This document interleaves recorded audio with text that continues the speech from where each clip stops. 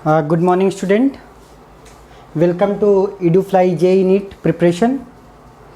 तो मैं शिव प्रकाश दुबे, जैसा कि मैं फ़िज़िक्स पढ़ा रहा हूं और लास्ट टाइम पे आपने मोशन इन 2D जो है वो अच्छे तरीके से देखा है। उसके प्रीवियस ईयर क्वेश्चंस किया हूं, JEE के भी और नीट के भी। तो आज का टॉपिक है वो क्या है? Newton's law of motion.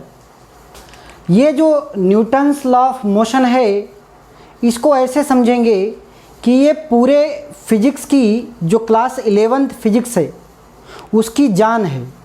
Newton's law of motion मतलब ये समझ लें, न्यूटन्स लॉ ऑफ मोशन आता है तो क्लास 11th के मैक्सिमम कॉन्सेप्ट कवर हो जाते हैं। अगर थर्मोडायनेमिक्स और मतलब SHM के भी बहुत सारी चीज़ें आती हैं, मतलब सारी चीज़ें न्यूटन्स लॉ ऑफ मोशन से कवर की जा सकती हैं। तो फॉर एग्ज़ाम्पल बताएं, जैसे मान लो कि अगर 9th क्लास के चूँकि ये जो टॉपिक है हर बच्चा 9th में पढ़ा है, 10th में पढ़ा है, फिर 11th में पढ़ रहे हो, तो ऐसा क्या चीज़ इम्पॉर्टेंट है कि सर हम इस चैप्टर को बार बार पढ़ रहे हैं। तो पहली जो चीज़ निकल के आती है कि ये जो चैप्टर है ये फिजिक्स का फाउंडेशन है, या यूँ कहें मैकेनिक्स का फाउंडेशन है। अगर मैकेनिक्स आपको सीखनी है तो ये आना ही चाहिए। तो एक एक चीज़ें समझते हैं। जैसे मैं न्यूटन्स लॉ ऑफ मोशन में अगर मैं फर्स्ट लॉ की बात करूं, तो मैं खुद जब 9th में था तो उसमें बस बच्चों को याद होता था कि if a body is to be rest it will continue to be rest, if a body is moving it will continue to be moving until unless an external force applied on the system. मतलब कोई हिंदी में जब कोई body चल रही तो चलती रहेगी, अगर रुकी है तो रुकी रहेगी जब तक कि कोई एक्सटर्नल फोर्स ना लगाया जाए, ऐसा बताया गया था। उसका मीनिंग नहीं समझाया गया था कि क्या इसका मतलब क्या है। एक एग्जाम्पल के तौर पे बात करें, एक बस चल रही है मस्त तरीके से। अब बस में आपने देखा होगा, बस में आप बैठे हो, अगर बस वाला जो ड्राइवर है जो बस चला रहा है, अगर he suddenly applied the break, तो पहले कौन रुका? फर्स्ट कौन रुका? पहले बस रुकी। लेकिन आप अभी मोशन में हो तो आपका जो बॉडी है, आपका इनर्शिया जो है, इसकी टेंडेंसी क्या होगी? ये चलना ही चाहेगा। बस तो रुक गई, आप नहीं रुके, आगे टकरा गए। तो ये क्या है? ये फिजिक्स है, इसको फील करना होता है। तो यहाँ पे जो कॉन्सेप्ट हम कवर करेंगे वो पूरा कॉन्सेप्चुअल वाइज होगा। ऐसा नहीं कि यहाँ पे थ्योरी एक तरीके से पूरा डेफिनेशन लिखवाऊंगा। आपको इन समराइज हम क्या देने वाले हैं, हम आपको एक कॉन्सेप्ट देने वाले हैं कि न्यूटन्स लॉ ऑफ मोशन जो चैप्टर है इसमें क्या क्या बेसिक कॉन्सेप्ट कवर होते हैं और कैसे क्वेश्चंस लगाए जाते हैं जो JEE या नीट में आते हैं बेटे। तो सभी बच्चों से रिक्वेस्ट है इस वीडियो को पूरा लास्ट तक देखेंगे ताकि आपका Newton's law of motion cover हो सके अच्छे से, तगड़े से पूरा। तो यहाँ पे पहली जो चीज़ आती है वो फोर्स आती है। फोर्स क्या है? हर बच्चा जानता है, वेक्टर क्वांटिटी होती है। मतलब सर इसमें मैग्नीट्यूड भी होगा, डायरेक्शन भी होगा और point of application of force भी होगा। मतलब फोर्स कहाँ पे लग रहा है, उसका मैग्नीट्यूड क्या है और किस डायरेक्शन में लग रहा है, ये 3 इंफॉर्मेशन होनी चाहिए। अब डिफरेंट टाइप्स के फोर्स होते हैं। एक होता है शॉर्ट रेंज फोर्स, जो न्यूक्लियर फोर्स में लगता है, एटम के बीच, मॉलिक्यूल के बीच। तो वो सब सारे कैसे हैं? Short range. शॉर्ट रेंज मतलब जिसकी दूरी कम है।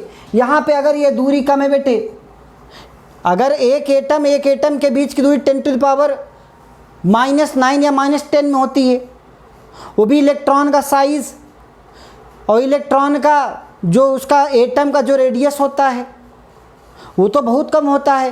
तो इसको बोलते हैं शॉर्ट रेंज। क्या बोलते हैं? Short range. दूसरा होता है लॉन्ग रेंज। लॉन्ग रेंज जैसे ग्रेविटेशन हो गया।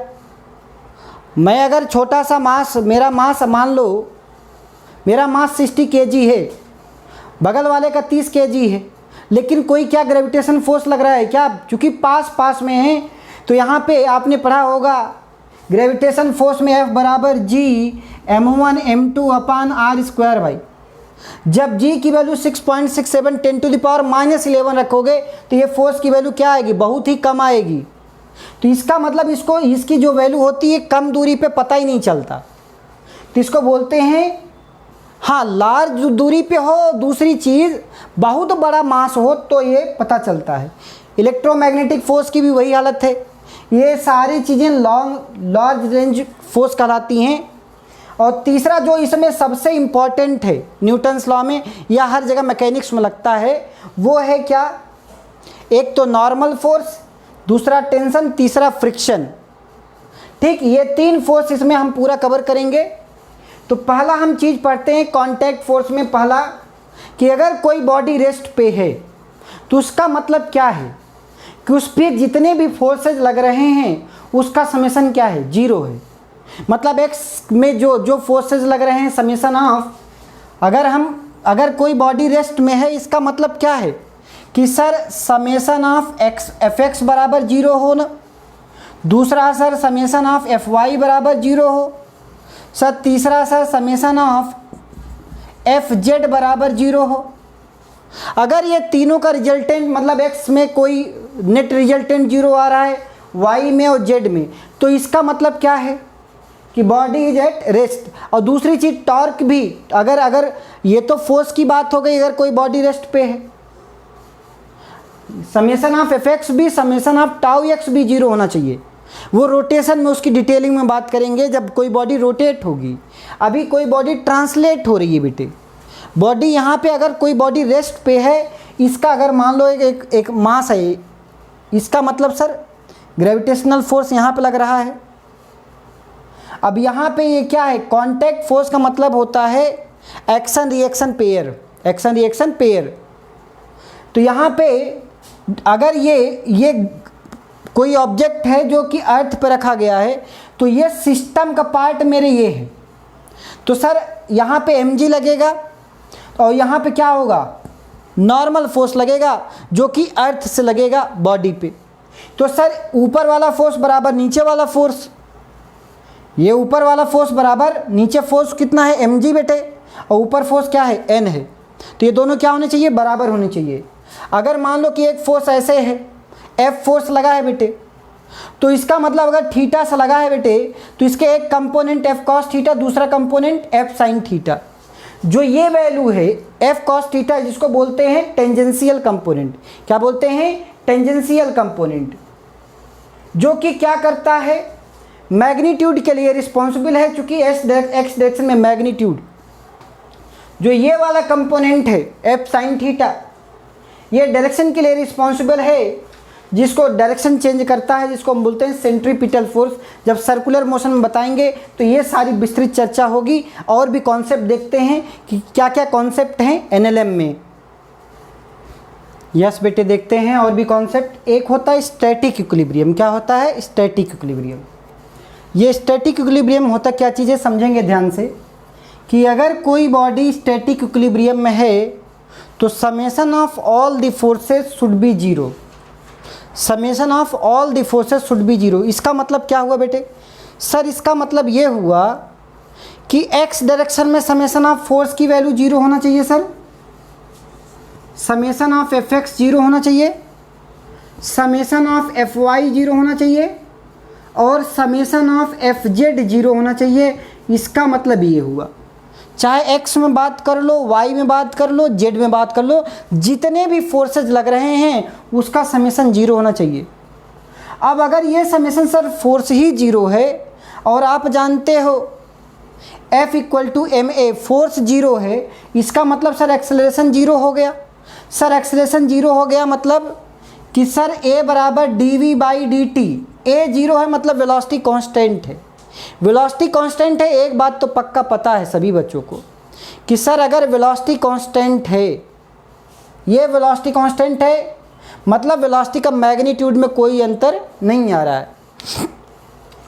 अब ये चीज़ का एप्लीकेशन पार्ट क्या है कि अगर एक बॉडी स्टैटिक इक्विलिब्रियम में, मान लो ये एक बॉडी है 2 kg की बॉडी है, ऐसे लटकी हुई है, पूछा ये अगर ये बता दिया कि स्टैटिक इक्विलिब्रियम में है, ध्यान से समझेंगे सभी बच्चे, कि सर ये बता दिया कि स्टैटिक इक्विलिब्रियम में है, तो सर 2 kg की बॉडी है, तो सर m इंटू जी आपने पढ़ा होगा सर, mg तो नीचे लगेगा डाउनवर्ड, तो m इंटू 2 kg की बॉडी है, g की वैल्यू 10 ले लो, तो सर 20 न्यूटन तो डाउनवर्ड हो गया। और यहाँ पे 45 डिग्री दिया है, ऐसे x और y में कंपोनेंट में डिवाइड कर लेंगे। किस कंपोनेंट में सर? x और y कंपोनेंट में इसका FBD बना लेंगे। फोर्स बॉडी डायग्राम बोलते हैं कि जितने भी फोर्स एक्ट कर रहे हैं इसकी इस बॉडी के ऊपर, वो x और y कंपोनेंट में उसको सेपरेट आउट कर लेंगे। ठीक है सर, हमने इधर x माना, इधर y माना सर। इधर T2 है बेटे, T2 यहाँ 45, तो सर ये भी 45, तो सर T2 cos ऑफ 45 ये तो इधर एक्ट कर रहा है बेटे। सर यहाँ पे क्या होगा? T1 cos of 45। सिमिलरली ऊपर की तरफ में इसका एक कंपोनेंट ये और इसका एक कंपोनेंट ये, तो वर्टिकल कंपोनेंट अगर दोनों को लिखें यहाँ पे y कंपोनेंट में, तो T1 का ये कंपोनेंट अगर ये cos है तो ये वाला साइन ऊपर वर्टिकल वाला, तो मेरे प्यारे बच्चों इधर वाला क्या हो जाएगा? T1 साइन ऑफ 45 प्लस इसका ये वाला कंपोनेंट T2, इधर cos है इधर साइन ऑफ 45। अब ऊपर वाला जो फोर्स है आपने क्या पढ़ा? समेशन ऑफ Fx बराबर 0। तो सर ऊपर वाला फोर्स बराबर नीचे वाला फोर्स। ऊपर कौन कौन से फोर्स लग रहे हैं? सर पहला इक्वेशन बन गया T1 साइन 45 1/√2, एक तो ये बन गया, प्लस T2 साइन 45, तो T2/√2 सर, एक तो ये बन गया। ये बराबर ऊपर फोर्स तो ये लग रहा है, नीचे वाला फोर्स कितना है सर? 20। इक्वेशन नंबर 1 हो गया बेटे। इक्वेशन नंबर 2 कैसे बनाओगे सर? इधर x वाला फोर्स बराबर इधर अपोजिट वाला फोर्स, तो इधर वैल्यू क्या है सर? तो सर इधर वैल्यू है T2 cos 45 की वैल्यू 1/√2, तो T2/√2 बराबर T1 साइन 45, तो सर ये बराबर T1/√2, तो T1 बराबर T2 आ गया। यहाँ से यहाँ पे वैल्यू रख देंगे, T1 बराबर T2, T2 निकाल सकते हैं, T1 T2 सब आ जाएगा। एक होता है इसी में लामीस थ्योरम, क्या बोलते हैं? लामीस थ्योरम। वो कैसे उसमें लामीस थ्योरम में लगाएंगे वो देख लेते हैं।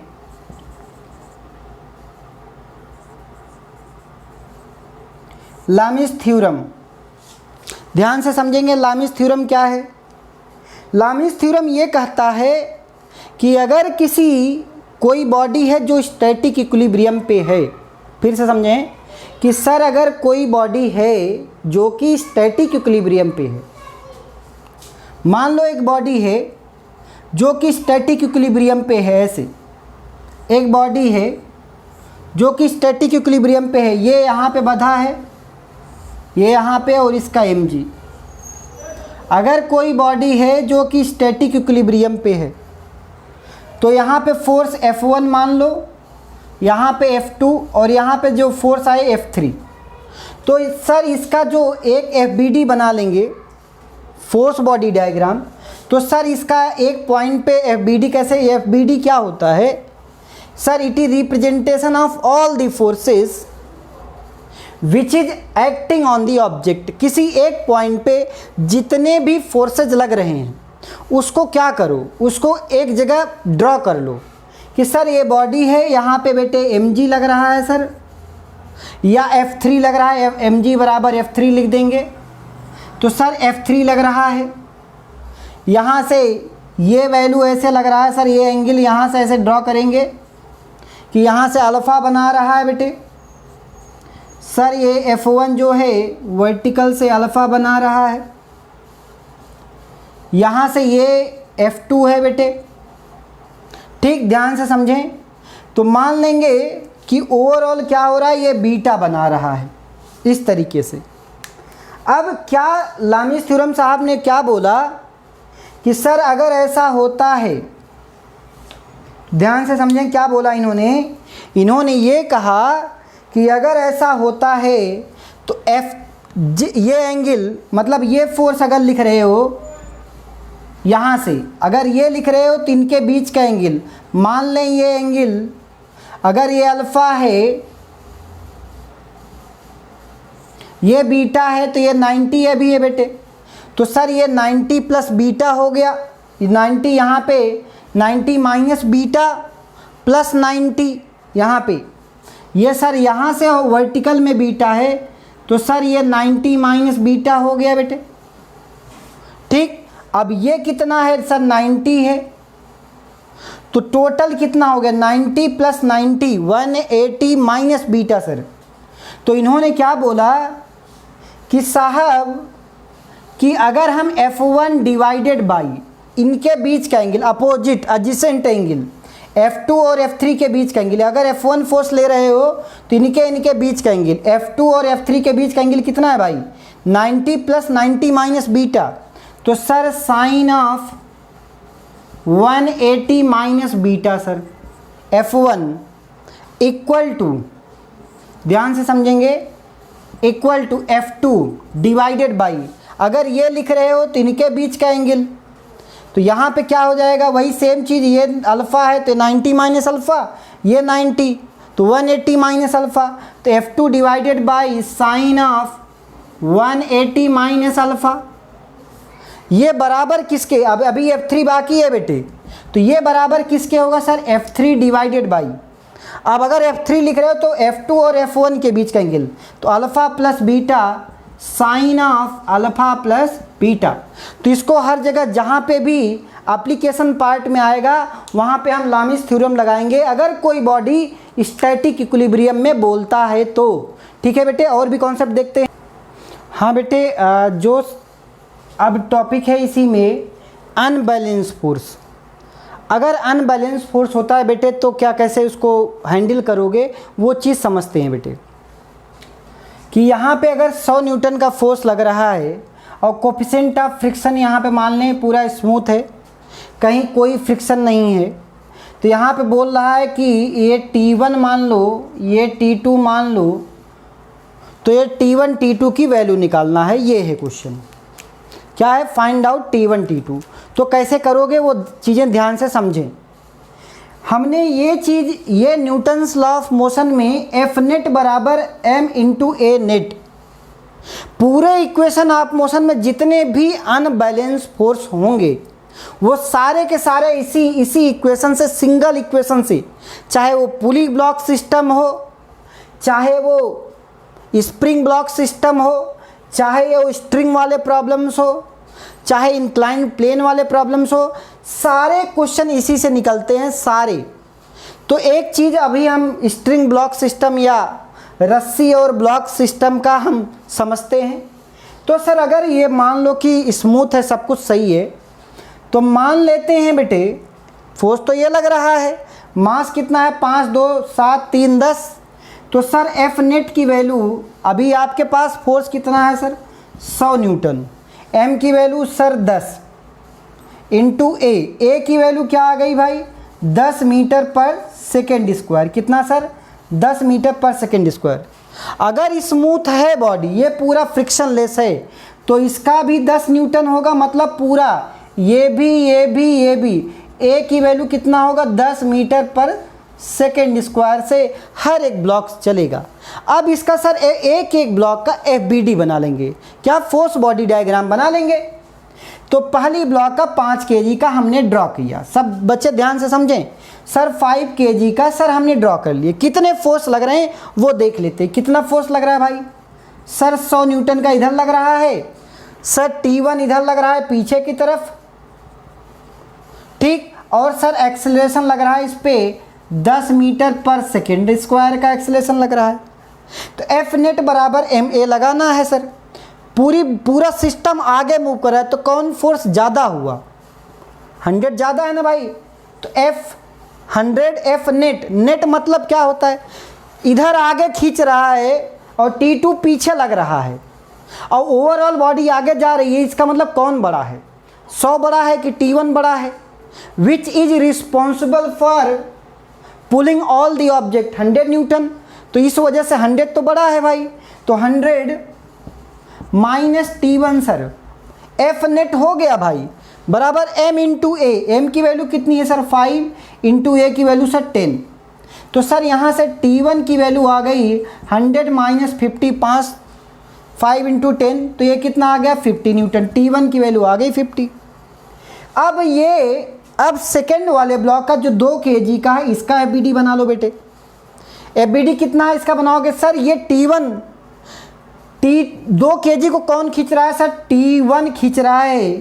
तो सर 2 kg का ऑब्जेक्ट है, T1 की वैल्यू दिया है 50 न्यूटन। कितना न्यूटन, 50 न्यूटन T1 दिया है बेटे।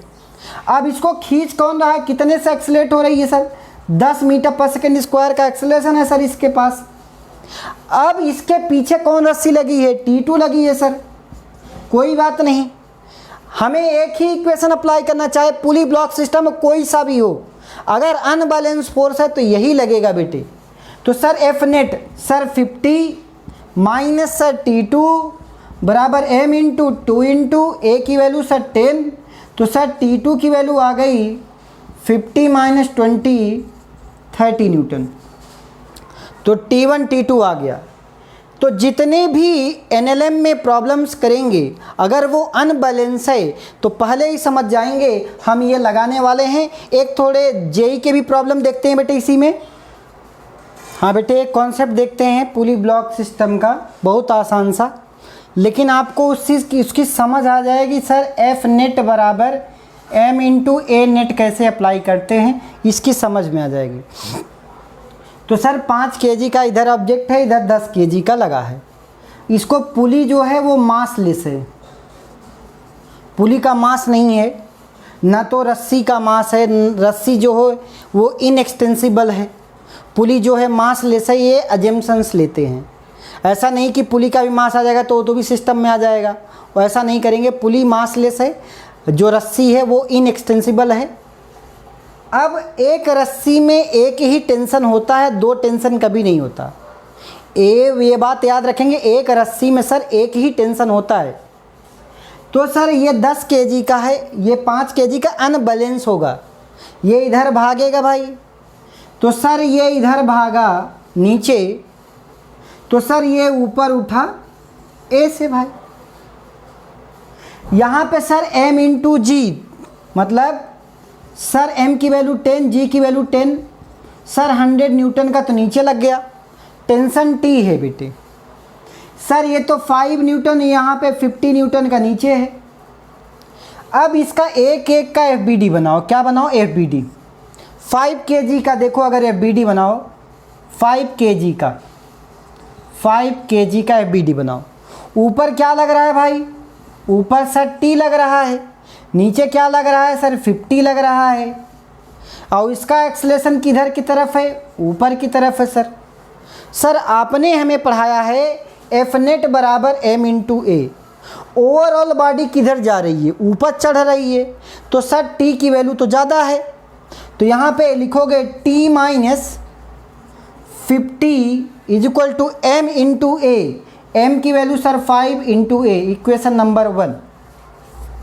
ठीक सर, ये बताओ कैसे करोगे यहाँ पे। तो यहाँ पे भी इक्वेशन वही सेम फॉर्म करेंगे, FBD बना लेंगे 10 kg का। सर यहाँ पे 100 न्यूटन नीचे लग रहा है, 100 न्यूटन नीचे। सर टेंशन तो ऊपर है और एक्सेलरेशन किधर है, नीचे है। सेम वही कॉन्सेप्ट, सर नीचे जा रहा है, ये वैल्यू 100 ज़्यादा है बेटे। 100 माइनस T बराबर 10 इंटू ए, 10 इंटू ए। अब यहाँ पे ये जो 2 इक्वेशन हैं, इन दोनों इक्वेशंस को सॉल्व करोगे आपके पास आंसर मिल जाएगा। हाँ बेटे, एक पुली ब्लॉक सिस्टम का और भी अच्छा क्वेश्चंस करते हैं। यहाँ पे एक ब्लॉक रखा है 10 kg का, रस्सी ऐसे गई है, इस पुली में लगी है।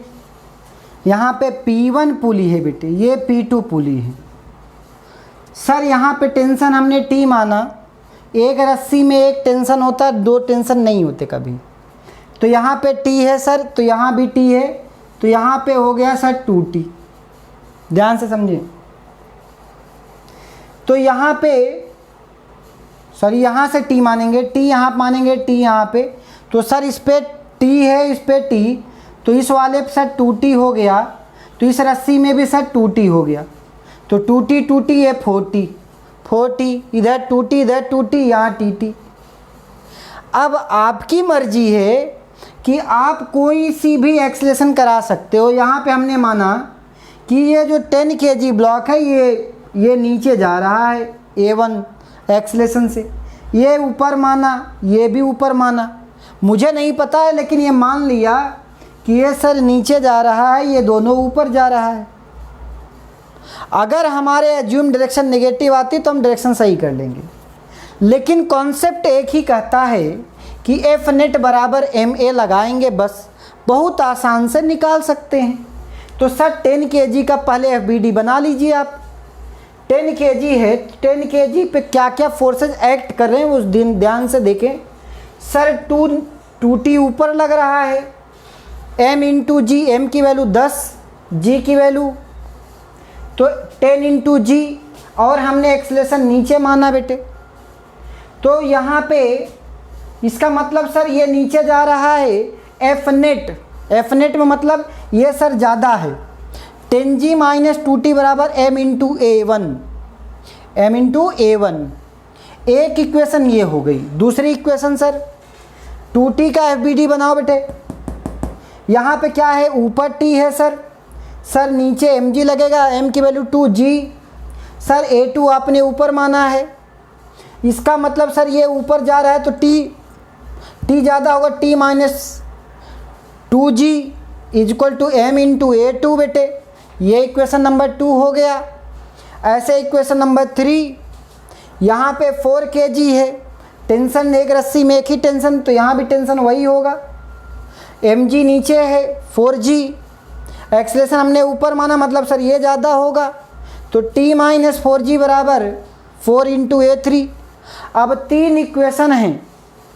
कितने इक्वेशन हैं? 3 इक्वेशन है। तीनों को सॉल्व कर लोगे, तीनों क्या करोगे, सॉल्व कर लोगे, तो आपके पास A1 A2 A3 आप निकाल सकते हो बेटे। ठीक है, और भी क्वेश्चंस देखते हैं बेटे। तो यहाँ पे 3 इक्वेशन आ गई, आप सभी लोगों ने निकाल लिया होगा, लेकिन A1 A2 A3 अब T भी निकालना है, तो मतलब 4 इक्वेशन 4 अननोन चाहिए। तो यहाँ पे एक और इक्वेशन बनेगी। अगर यहाँ पे 2T है, यहाँ पे TT है, तो सर एक इक्वेशन कंस्ट्रेंट मोशन से बनेगी। क्या? 2A1 बराबर A2 प्लस A3। ये एक इक्वेशन, इसको 4 इक्वेशन बना देंगे। ये कंस्ट्रेंट मोशन से आ गया और ये आपका एफ नेट से आ गया। इन चारों इक्वेशन को सॉल्व कर लोगे तो आपके पास T भी मिल जाएगा, A1 A2 A3 सब मिल जाएगा बेटे। ठीक है, हाँ बेटे, ये कॉन्सेप्ट ऑफ वेइंग मशीन होता है। जब आप किसी मशीन पे देखा होगा आपने, वेइंग मशीन आपका वेट मेजर करता है, बताता है कि आप वेट नहीं बल्कि ये यूँ समझें कि वो जो नॉर्मल mg है डिवाइडेड बाई g, मतलब जो बताएगा n/g बताएगा। आपका जो वेट है 60 kg, वेट बल्कि 60 kg नहीं, वो मास बताता है। वो बाय डिफ़ॉल्ट लोग वेट बोलते हैं, वो मास बताता है एक्चुअली, n/g बताता है बेटे। अब सर ये कैसे निकालेंगे, ये नॉर्मल बताएगा। 10/g यहाँ पे रीडिंग आती है वेइंग मशीन की, आप कितने किलोग्राम के हो। अगर आप डायरेक्ट खड़े हो गए तो आप डायरेक्ट नॉर्मल देख लो, m into G divided by G, तो मास आ जाएगा, वो आपका वेइंग मशीन बता देगा।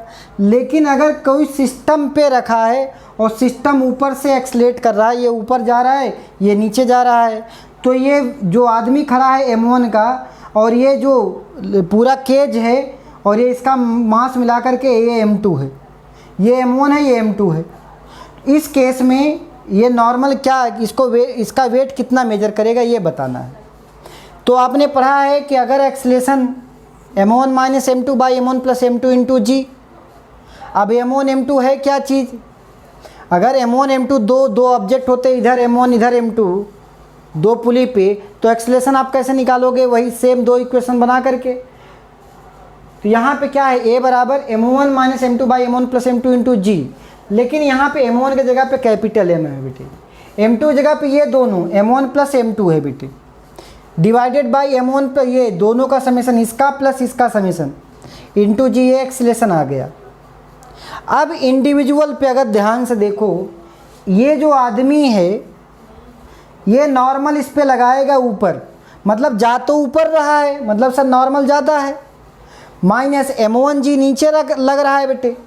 अगर आदमी का FBD बना लो तो इसके पैर मतलब जो जिस पे खड़ा है वो N है, और इसका जो मास है M1G है भाई, तो N माइनस M1G बराबर M1A। एक्सलेशन तो A है भाई, तो इसका मास इंटू एक्सलेशन M1A। यहाँ से नॉर्मल की value M1 into A plus G। ऐसे याद कर लेंगे। वह मैं अपने बच्चों को सबको बोलता हूँ कि अगर जब कोई लिफ्ट में जाए या कुछ भी हो, अगर लिफ्ट ऊपर जा रही है, लिफ्ट इज मूविंग अपवर्ड, तो यहाँ पे normal M1 into A plus G या G प्लस A।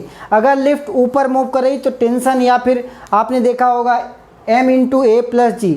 अगर लिफ्ट नीचे आ रही है तो A माइनस G, ये क्या लगा दोगे, अगर लिफ्ट नीचे आ रही है तो A minus G।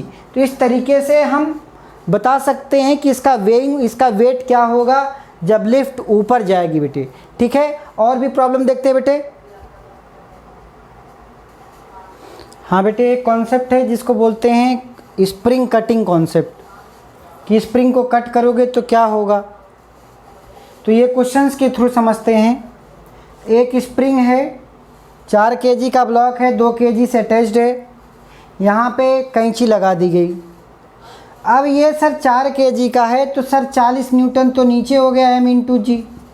Sir spring में टेंशन 40 न्यूटन, यहाँ से 40 न्यूटन आया तो सर 40 न्यूटन नीचे भी होगा, और 2 kg का ये है सर, तो ये भी सर 20 हो गया, 20 न्यूटन का। तो वहाँ पे ऊपर टेंशन T0 60 हो गया। अब जैसे ही काटोगे तो 60 का जो वैल्यू होगा वो तो तुरंत 0 हो जाएगा काटते ही, क्योंकि स्प्रिंग में तुरंत चेंज आएगा नहीं, तो काटते ही टेंशन की वैल्यू 0 हो गई सर। अब एक बात ये समझ में आ गया, T0 की जो वैल्यू हुई 40 न्यूटन, कितना न्यूटन, 40 न्यूटन। अब अगर इसमें एक्सेलेरेशन मान लो, काटते ही एक्सेलेरेशन A से नीचे जा रहा है, कितने से, A से, तो आपने क्या पढ़ा है सर, NLM में सिर्फ एक इक्वेशन का यूज करके सारा NLM हैंडल करते हैं। F नेट बराबर बेटे M इंटू A नेट। ये सर ऊपर टेंशन तो 0 है, ये वैल्यू सर, ये mg मतलब 20 न्यूटन, तो ये हो गया T0 की वैल्यू सर 40 न्यूटन, ये 40 न्यूटन T0 सर, तो 40 न्यूटन T0, तो 40 और 20 60 न्यूटन बेटे। अब आप लगा दो F net sir 60 Newton, M की वैल्यू 2, A नेट की वैल्यू, A नेट की आ गई वैल्यू 60/2 मतलब 30 मीटर पर सेकेंड स्क्वायर सर। एक्सेलेरेशन की वैल्यू आ गई बेटे। अब यहाँ पे भी लगा सकते हो, यहाँ पे एक्सेलेरेशन निकाल सकते हो, ऊपर 40, यहाँ से A मान लें, F नेट बराबर MA लगा दें, तो यहाँ से भी निकाल सकते हो। कहने का मतलब ओवरऑल कॉन्सेप्ट ये है कि काटते ही स्प्रिंग में टेंशन 0 हो जाएगा। एक और है न्यूटन्स थर्ड लॉ, जिसको अगर FAB है, BF force on A due to B, तो B ड्यू टू A, मतलब एक ने आपको धक्का मारा, आपने किसी को धक्का मारा तो उसने आपको भी धक्का मारा, मतलब रिवर्स में माइनस साइन हो जाता है, जिसको बोलते हैं न्यूटन्स थर्ड लॉ। तो ये जितने भी कॉन्सेप्ट्स हैं, ये हमने कॉन्सेप्ट्स कवर कर दिए हैं। एक कंस्टेंट मोशन है, उस कंस्टेंट मोशन को इलस्ट्रेशन के थ्रू हम कवर करेंगे। फ्रिक्शन का अलग से हम चैप्टर लेंगे, फ्रिक्शन की थ्योरी लेंगे, स्टैटिक फ्रिक्शन, काइनेटिक फ्रिक्शन क्या होता है, लिमिटिंग फ्रिक्शन क्या होता है, उसका कैसे पुली में यूज करते हैं, कैसे इंक्लाइन प्लेन में यूज करते हैं, वो सारे डिस्कशन कंटिन्यूड रहेंगे। तो अब हम NLM के क्वेश्चंस करेंगे, नीट के भी क्वेश्चंस करेंगे और JEE के भी क्वेश्चंस करेंगे। तो सभी बच्चों से रिक्वेस्ट है कि पूरा जो है नीट के भी क्वेश्चंस करें, JEE के भी क्वेश्चंस करें। तो आज के लिए मुझे लगा होगा कि जो हमारी EduFly की टीम है, आपको तरीके से जो प्रॉपर क्रैश कोर्स में कंटेंट होना चाहिए वो दे रही है। अगर कोई भी इंक्वायरी है तो आप जो है व्हाट्सएप के थ्रू या मैसेज के थ्रू या ईमेल के थ्रू आप हमसे जुड़ सकते हैं, बातें कर सकते हैं, और हमें जो है बिल्कुल हम आपके पूरा सहयोग करेंगे। हमारी जो पूरी टीम है आपको आपके प्रिपरेशन को एक्सेलरेट कराएगी। तो आज के लिए बेटे thank you all of you. आप अच्छा लगा, आप सब लोग अच्छे से एंजॉय कर रहे हो, अच्छे से पूरा लेक्चर देख रहे हो। Thank you all of you बेटे, थैंक यू।